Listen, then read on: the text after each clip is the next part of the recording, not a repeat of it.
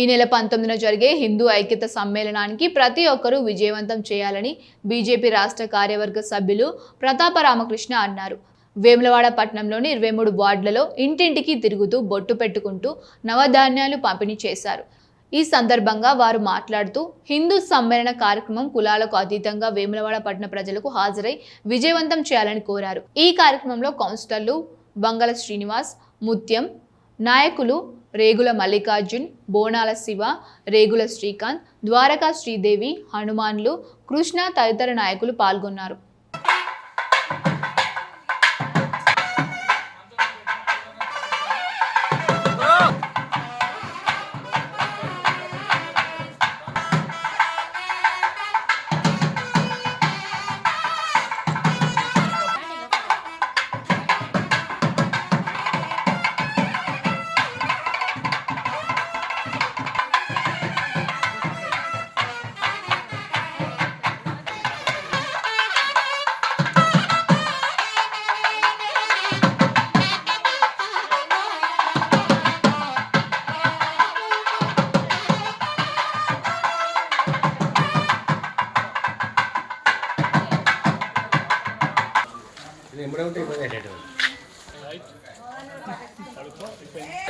जय श्री राम जय श्री राम लक्ष्मण जानकी जय श्री राम जय श्री राम जय श्री राम जय श्री राम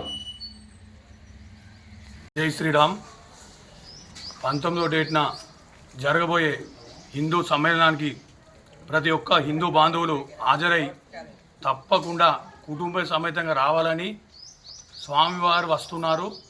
మన లోక కళ్యాణార్థం జరుగుతున్నది కావున నవధాన్యాలు తీసుకువచ్చి హోమంలో వేసి స్వామివారు ప్రసాదాలు స్వీకరించవలసిందిగా కోరుచున్నాం. హిందూ సమ్మేళనం మన హిందూ ఐక్యత కోసం చేసే ఒక పెద్ద యాగం.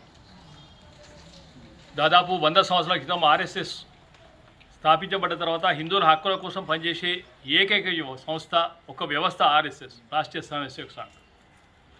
ఒక్కసారి సూడో సెక్యులర్లను లేకుండా ఈ దేశంలో హిందువులు ఆలోచించమని చెప్తా ఉన్నాం.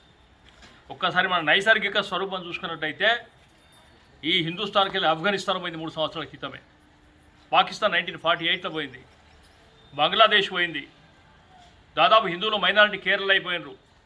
ఇలా సైలెంట్గా ఉంటే ఈ దేశంలో భూభాగం సగం మంది హిందువులు మైనారిటీగా మారితే మన వ్యవస్థ ఏదో ఒకసారి ఆలోచన చేయాలి. కేవలం దేవాలయాలకు వెళ్ళి మొక్కడం, మన కుటుంబాలు బాగున్న మొక్కడం కాదు, హిందువుల ఐక్యత కావాలి, హిందూ ధర్మం కోసం పోరాడే వ్యవస్థ కావాలి. ఆ వ్యవస్థనే ఆర్ఎస్ఎస్ మనల్ని ఏకీకృతం చేస్తూ ఉన్నది.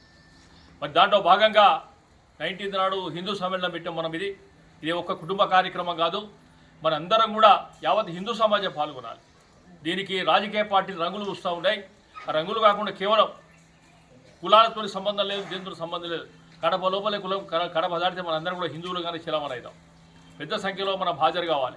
మరొకసారి కూడా మిత్రులకు చెప్తా ఉన్నాం, దయచేసి రాజకీయ కోణంలో కాకుండా, కులాల కోణంలో కాకుండా ఈ హిందుత్వం కోసం పోరాడితేనే కేవలం మిగిలింది కేవలం ఒక భారతదేశమే. ఇక్కడ కూడా దాదాపు 47కి వెళ్ళి మైనార్టీల వ్యవస్థ ఏ రకంగా పెరుగుతూ ఉంది, పాపులేషన్ ఏ రకంగా, జనాభా నిష్పత్తి ఏ రకంగా పెరుగుతాం ఒకసారి ఆలోచిద్దాం ఉన్నాం మనం.